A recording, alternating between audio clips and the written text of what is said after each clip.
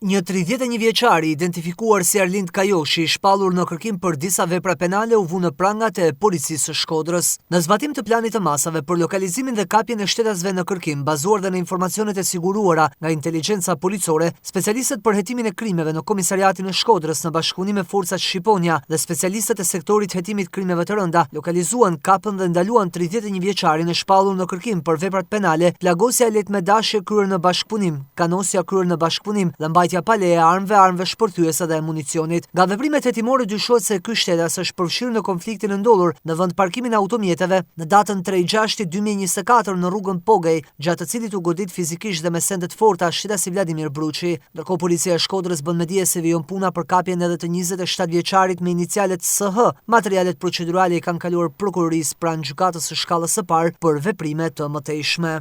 Ndërkohë, gjatë 24 orëve të fundit, specialistët e sektorit të qarkullimit rrugor nisën procedimin në gjendje të lirë për një 46 vjeçar banues në Juban, pasi në fshatin Vukatan duke drejtuar automjetin ka humbur kontrollin dhe përpasojë është përplasur me një kolon prej betonit të portës hyrëse së një pike inertesh. Si pasojë është dëmtuar një 25 vjeçare pasagjerë në automjet. Ndërkohë, në lidhje me denuncimin e bërë një ditë më parë nga 41 vjeçari se i është larguar nga banesa bashortja me fëmijën e mitur, specialistët për hetimin e krimeve kanë bërë shoqërimi në komisariat të 31 vjeçares së bashku me djalin e mitur, e cila ka deklaruar se është larguar nga banesa me dëshirën e saj. Materialet edhe për këtë rast i kanë kaluar prokurorisë.